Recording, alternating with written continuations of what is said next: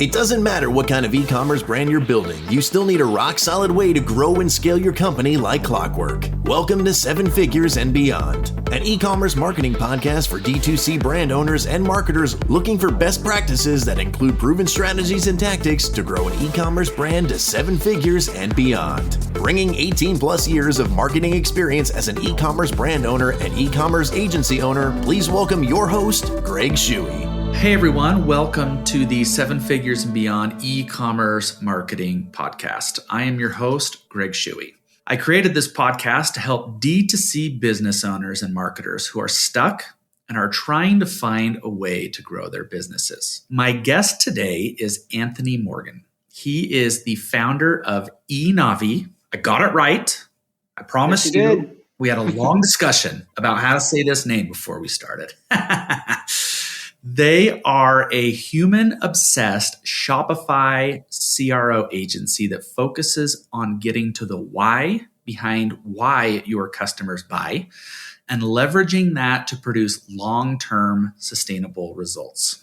Our topic today is going to be around CRO, conversion rate optimization. I know we've covered this topic in one form or another over the last year or so, but today will be just a little bit different. Over the next 30 to 40 minutes, we are going to get really practical in terms of the process and how to make it work for smaller brands that don't have huge testing budgets. I would say that that's one of the things I hear all the time, right? It's like, I don't have money to do CRO. I've heard it's really expensive. So we're going to dive into that. Anthony, thanks so much for being with us today. Yeah, thanks for having me, Greg. I'm excited. So before we jump in, I ask everyone this question. It's one of my favorites is, would you take just a few minutes, introduce yourself to our listeners, and share a little bit about your personal story and then how you've gotten to where you are today? Yeah, so as Greg said, I'm Anthony, founder of eNavi. I went to school for music and quickly failed at that. By failing, I mean I found out there's no money in music. And then somehow I stumbled into e-commerce. I think I talk to people all the time, and that's kind of the common trend is we stumbled into e-commerce. We had no intention of coming into this industry. Somehow we got here. And that was definitely the case of mine. I was literally folding and packing t-shirts in a warehouse in this brand that I worked for. Found out that I was learning how to develop, and they're like, hey, we need a Shopify developer. Yeah. At that point, I didn't even know what Shopify was, but I said yes. And then it led to a bunch of open doors and opportunities within the e-commerce space. And I figured out CRO and had an opportunity to do that with some amazing brands and realized this is what I love. And then decided to start eNavi and focus in on CRO because I saw massive opportunity in the industry where it's a very important part of the funnel in improving the funnel is conversion rate optimization. And most brands aren't doing it. They don't know how to do it. There's a lot of misconceptions. And so that's why we started eNavi, was to really help brands bring in a CRO process. So they're not just stuck trying to improve their on-site experience by guessing or focused on just improving creative, but they actually have a full picture of the funnel and can make really incremental impact to their revenue. I love it. That's a fantastic story. Working, packing t-shirts, Yep. The website development, self-taught, I'm sure, Yep. And then to CRO. That's awesome. Cool. Yeah, I like to say it. I Googled my way to where I'm at. I think that's probably most marketers, right? A lot of Google. Oh, yeah. Today it's probably a lot of Chat GPT. And that's the way. School of Hard Knocks. How about that? 100%. All right. You ready to jump in? Yeah, let's do it. Perfect. Okay. So first question, how can smaller brands jump into CRO without feeling overwhelmed by the complexity of A/B testing or large scale experiments? Yeah, I think the most important place to start is by focusing and having a clear priority. Yep. I think the biggest problem that we see with CRO efforts, and to be honest, this was very much learned by experience and working with brands and realizing we were getting stretched too thin, chasing a bunch of shiny objects, not having any clear focus, going only an inch deep on problems and not a mile deep and actually fully solving them. And so that's where, if you have a clear focus and a strategic priority, is super important. And the way that we do this is we believe that conversion rate is really a vanity metric. It doesn't tell you a whole lot. It is influenced by 1,000 different variables that are outside of your control typically. And so what we do is we take conversion rate and break it up by the 4 steps that lead to a conversion in what we call the intersite funnel. And so you've got landing to product view, users that land on their site, what percentage of them actually view a product view to add to cart, the number of users that get to a product page and then view and then add to cart to checkout to purchase. And so those 4 steps in the funnel, you take those, look at how your site is performing, and you're kind of looking at those metrics individually, though they work together and ultimately produce what you see as conversion rate. And that can tell you where your problems are at. Because most of the time we'll see brands over-index into thinking, oh, we need to work on our checkout. But the reality is there's only so much you can squeeze out of your checkout. And if you're a smaller 6-7-figure brand, it's not going to move the needle enough. There's not enough traffic there to really make a difference. And so what we've seen in the data is like over 70% of brands struggle with product discovery, which is that landing to product view. And they'll drive traffic to their homepage or their collection page or even blogs, sometimes pages that aren't like your typical custom landing page that almost acts as a PDP. And then those users aren't actually viewing products. Only 30% of them get to a product page. And that's a massive bottleneck. And so that is really the first step, is finding focus by using the intersite funnel. And that can tell you, okay, this is where we should focus our efforts. We should be looking at the homepage. We've got 30% of traffic going there, but only 25% of them are getting to a product page. So we need to look at that area and the different elements that are ultimately going to influence that. I love that. I actually was listening to a podcast this morning that was talking about why individuals and businesses keep failing to hit their goals. It's because they're focused on that like lagging indicator of conversion rate. But if you go up funnel, you can identify other problems that are more like leading indicators that then you can start to apply some pressure towards. That is awesome. Exactly. Cool. So on the podcast, we've talked quite a bit about research and using qualitative data. So in your opinion, what role does that qualitative research play in CRO, especially for brands that have limited resources, or some may even have limited data? And can you walk us through some examples of low-cost qualitative research? So when it comes to CRO, and it's the reason why we call our approach human-obsessed CRO, is because really at the core of CRO is you're trying to influence a human to take an action. And in order to do that, you need to understand, why do they take the action in the first place, those that actually do, and why do they not take the action? If you have that knowledge, you can then increase the likelihood that they do, increase the motivation that leads them to take that action, decrease the friction that reduces the likelihood they take that action. And really the way that you can get to that why is through qualitative research. And so it is by far the most powerful thing you could do within your e-commerce brand. It's the most powerful activity, I believe. Because in business, you only exist because of your customer, right? And the truth is, you wouldn't exist if it wasn't for your customer. And so we like to say this, and we like to think about this whenever we're working with a brand, is knowing your customer is far more important than your product. Like it's far more important than your product. And so when it comes to actual qualitative research methods, especially ones that are like lower effort, if you don't have a lot of resources or time to do it, if you do have the time, talk to your customers. Customer interviews are super powerful. Pick up the phone. Literally, And I'm not saying like you have to talk to 20 customers. You could talk to 5 or 10. Like it doesn't even, you don't have to talk more than 10. You're going to see the same trends after you talk to 10, and you're going to have diminishing returns. Like 10 is probably the max. And anytime that we do customer interviews, it's somewhere between 5 and 10 is the sweet spot. But there's so much power in that.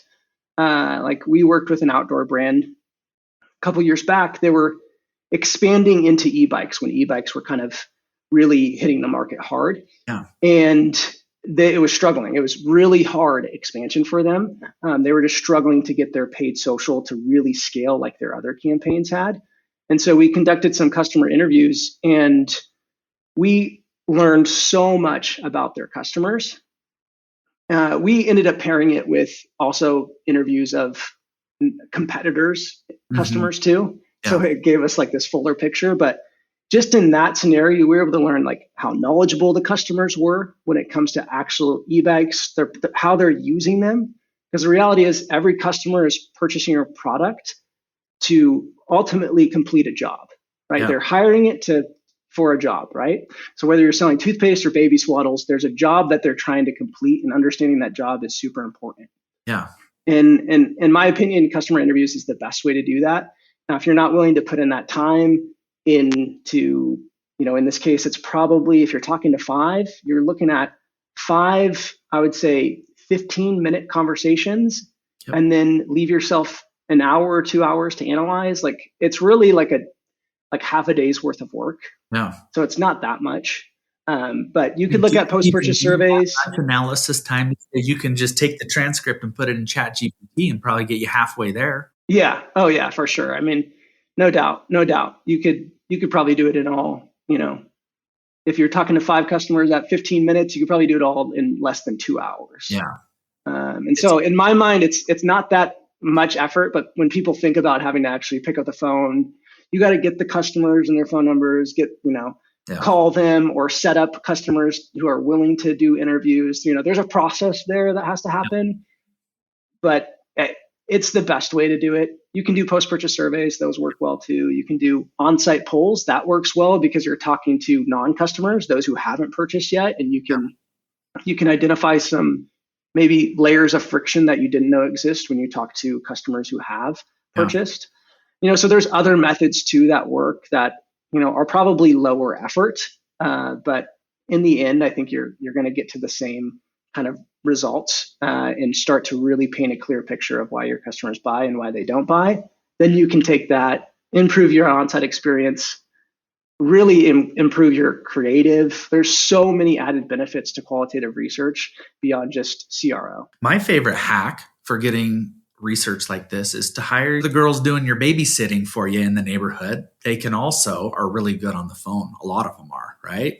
And they're super cheap. And give them a script, give them the questions, pump it out, have them record it, put it in ChatGPT, and then do your own kind of research and analysis on top of that. And boom, you've got the data you need to start making decisions. So I like it. How do you prioritize which elements of a website or a sales funnel that you should optimize first? There's so many things you can do. How do you build that list and then prioritize? Yeah, I mean, I think it all goes back to the intersite funnel. So what we talked about at the beginning is understanding from your funnel's performance where the opportunities are. And then based off of that, you're going in and saying, okay, what are the elements that ultimately influence users to take the action that we're trying to create, right? So if you're struggling with landing to product view and you drill down on that to, users by landing page, and you see that, okay, we've got a high percentage of traffic landing on our homepage that aren't viewing products, then you're going to look into that, right? That's where you're going to focus. You're going to focus on the homepage. And the elements within that could be affecting that. It's all going to vary based off of how your site is structured, the size of your catalog, those types of things. But your homepage hero, that's going to play a massive part. Most brands don't orient well. You land on their site and you're like, wait, what do they sell? Why would I buy here? Yeah. Where am I at? Like, what is this? And so that's an important area. Then right below that, whether it's above the fold or near the fold, that below hero section is super crucial. That really should be driving a lot of product discovery, whether that's driving users into featured collections or bestsellers, whatever makes sense for your brand, your product line, and how your customers discover products. That is a crucial area. Your navigation. Tons of brands are going to have navigations that are cluttered. When we look at navigation, you shouldn't really have an about us, blogs, all of those like non-sales related navigation items should be buried in a secondary nav. It Interesting. should be below, and separate out your primary nav so that it's focused on shopping, and keep it simple. Like usually no more than 5 is what we try to do. There's different scenarios where you got massive catalogs where you need to have more of that, but typically when it comes to navigation, the more simple, the better. Those are going to be like the 3 elements when you're looking at like homepage in particular that you would focus in on. It's obviously going to vary based off of where the intersite funnel says you're struggling the most. Yeah. And then you'll just think about the elements there that are ultimately going to influence that action the most. Interesting. All right. Cool. So what are some of the most common conversion barriers that really go unnoticed that have a significant impact? That is a great question. I think when we're looking at brands in the 6 and 7 figure range, the most common conversion barriers we see is brands not getting the fundamentals right. Yeah. So when it comes to conversion optimization, we like to think of it kind of like in this 5-step pyramid. And really the 3 foundational areas are functionality. Like, does it function? Is there bugs? Yeah. Like, just fix broken stuff first. Like that should be what you make sure that your site actually functions as it should, right? The second thing is accessibility. This obviously could talk about ADA, but there's stuff that stretches beyond ADA. Like a lot of brands have really small font sizes that on mobile, it's actually not that easy to read for many users. Or accessibility could also be responsiveness, your mobile experience as a whole. Like if you're looking at your intersite funnel and you're looking at how mobile performs versus desktop, typically higher up the funnel, like landing to product view to add to cart, we're looking for very little parity. We're looking for parity between both of those metrics. So like maybe desktop outperforms by 10, 15, usually no more than 20%. If it's more than 20%, it kind of creates a red flag for us. Like, hey, maybe there is something in the mobile experience that is actually hurting this step in the funnel. Like users are seeing something in desktop that they're not seeing in mobile, especially when we're looking at the same segments. Like if we're looking at direct or we're looking at paid social and there's desktop's way outperforming mobile, then we should really try to understand what's going on with that mobile experience. And so that's the second one there is accessibility. And then the third one is usability. Like, does it actually make sense how it's set up? Is it usable? Can the user navigate it? Can they complete the job that they're trying to do in the buying process? And those are like the foundational things. Before you move on to having an intuitive or persuasive experience, you have to get those things right. Yeah. And most of the time when we're working with brands in that 7-figure range, a lot of our like initial 3 to 6 months with them is getting some of these foundational things right. Yeah. Because those are often overlooked or missed in the process of trying to move fast as a brand. Yep. I see a lot of the time is when you've got your customers and the problem that they're trying to solve and having a mismatch with your messaging, your positioning, that being a huge issue as well. Oh yeah, no doubt. And that's where the qualitative research comes into play, right? So knowing your customer and understanding like what they actually care about, what matters to them is huge. Yep. It's massively important. And like a simple activity, if we're going back to that previous question you asked, is I would challenge a brand to think about, okay, when you think about let's just focus on like a core product or your core like value props as a brand. What are those? Let's go 5 things. Those 5 things that you think are most important. Throw those in a post-purchase survey, and then ask your customers, why did you buy? Pretty much. Don't use that exact question, but something like that, right? And you could allow them to select multiple, you could allow them to rank, you could allow them to select one, however you want to do it, doesn't really matter. But beforehand, I challenge you to rank them what you think they're going to be. Because most of the time we actually see brands are missing it. Like we did this with a cookware brand, and they sold ceramic cookware, and they were pushing the heirloom, durability of the product Yeah. as like what people really cared about. And the customer didn't care. And the customer did not care about that. In fact, the three things that the brand thought was most important ended up being in the bottom three of those top five. The top thing, it was like 95% of customers said this, was non-toxic. And it was not only customers, we took that same survey and then did it as an on-site poll. Yeah. And so these were non-customers, people who hadn't purchased, and they were saying the same thing. The biggest thing is when you actually looked at their experience, when you looked at the website, when you looked at their emails, when you looked at their creative, it was not talking to that non-toxic. They weren't beating the customer over the head about the fact that it was non-toxic. Yeah. So it was a massive miss. But that's a simple activity that can help you like get to that exact disconnect that many brands have, is they just don't quite know what's most important to their customer. And then they're preaching on the things that don't really matter. It's wild that one little change can have such a drastic impact with conversion rate as well.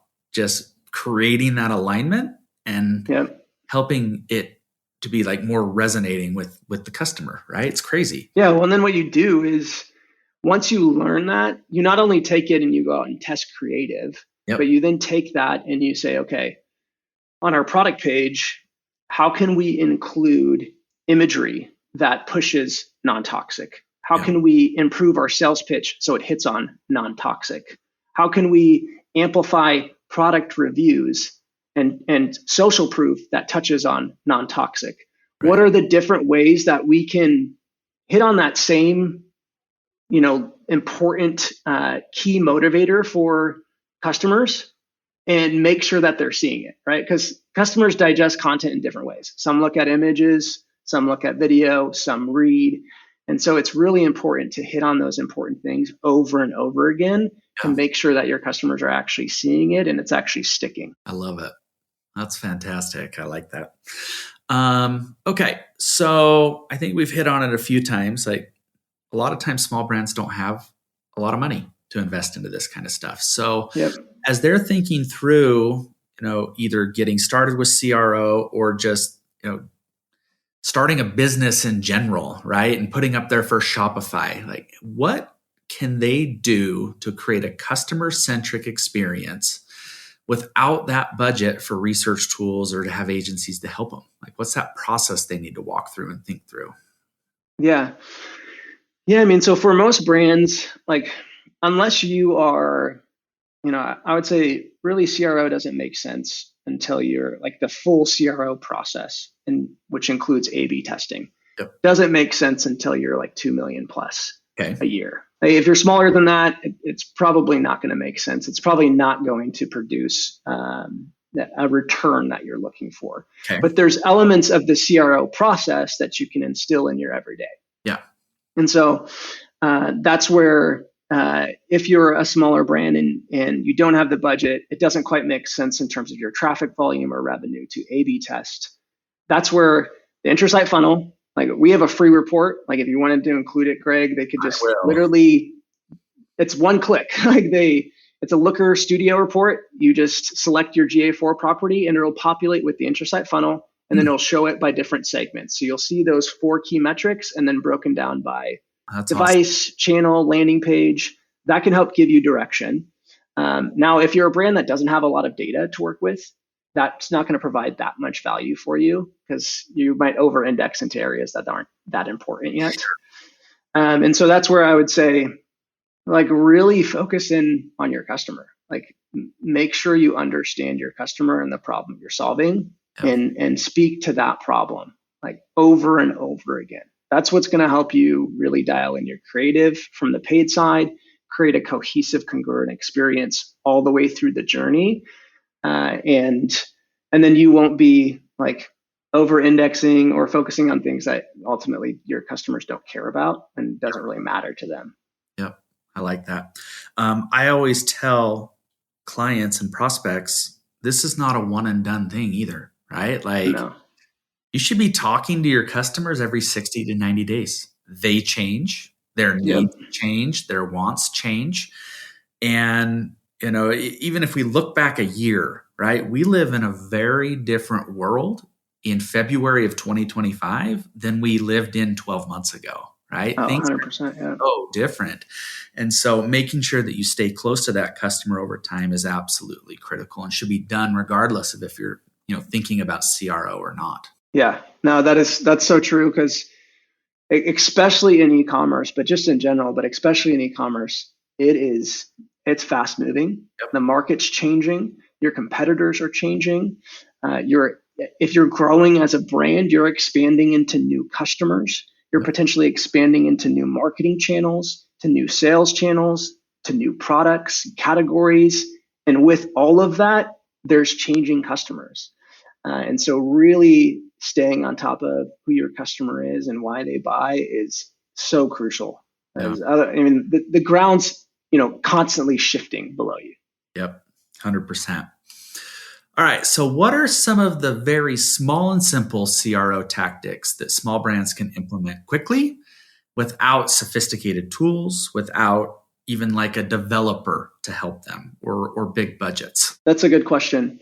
I would say the first thing to do would be making sure that your landing page and your ad creative. So if you're driving a lot of traffic from paid, most brands are starting out and they're driving traffic from paid social. That's pretty normal. If that's what you're doing, even if you're not, you should have a cohesive experience between the ad and the landing page. Yeah. And most brands don't. They'll drive traffic to a PDP, and they land on this standard PDP that's got like this gallery, a product title. Yeah, there's no sales pitch until like 50% down the product page. And so it's really important.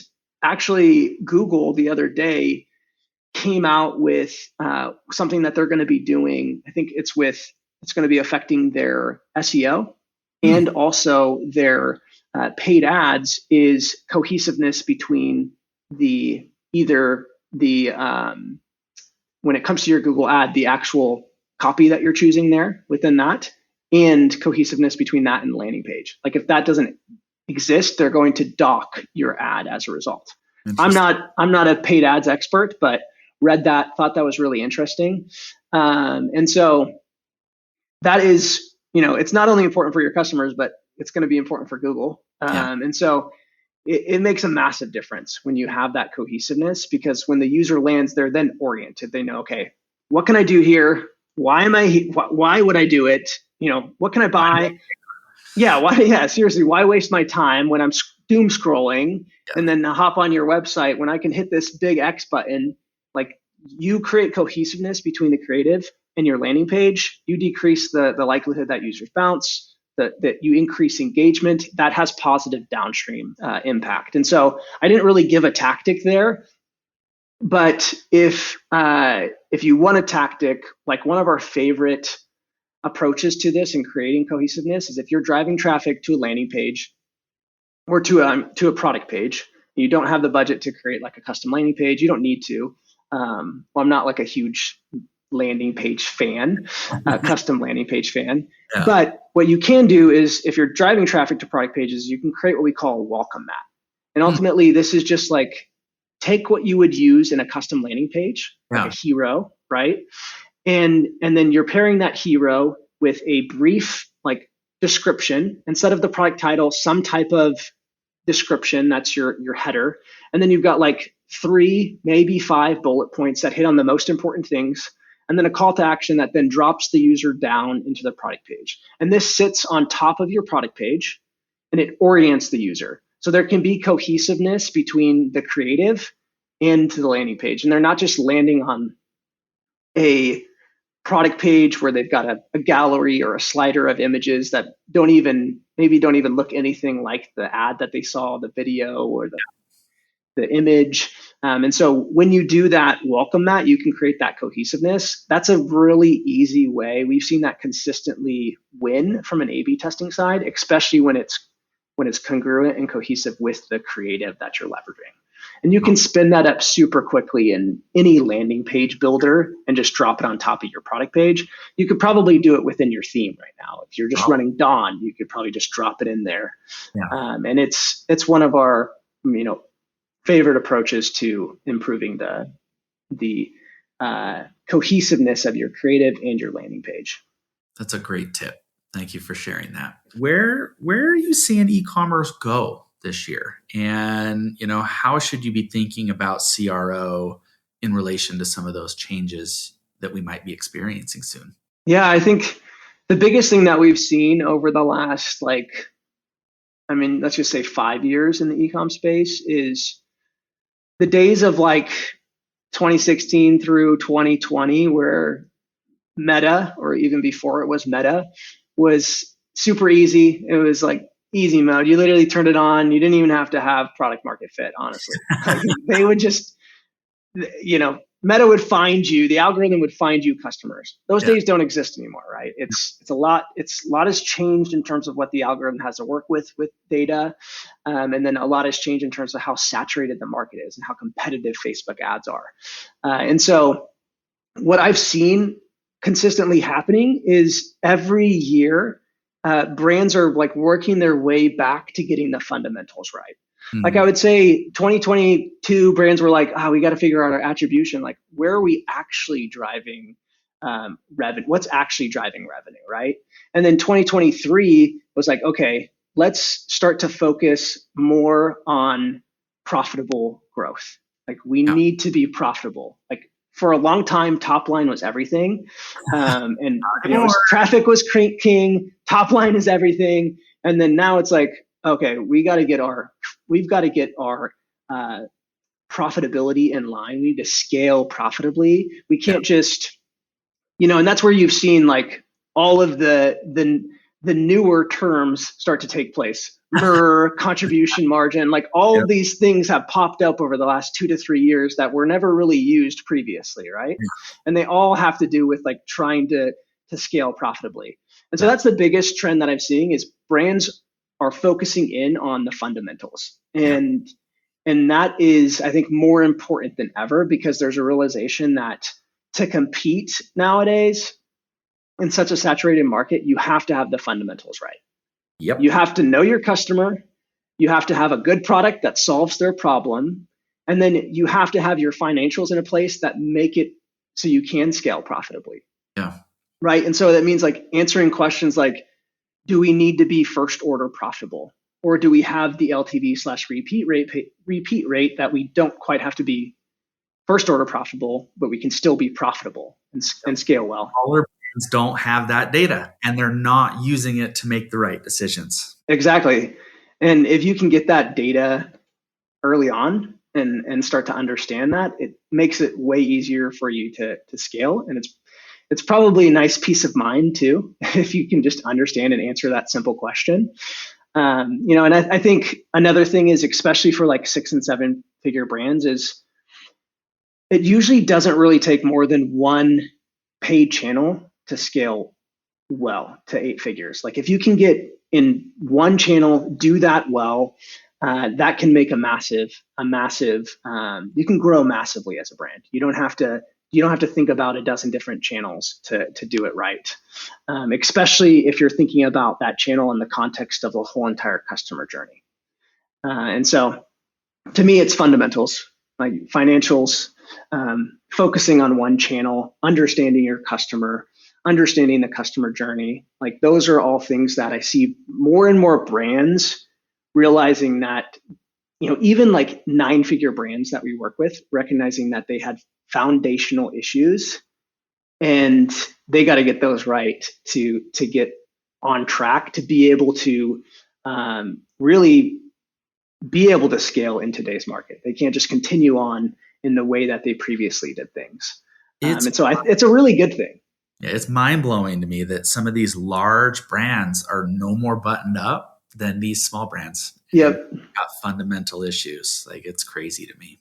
Yeah. Yeah. People see them and they're oh, they're the darling of e-com. Actually, they're yeah. Wait till you get inside and look at the data.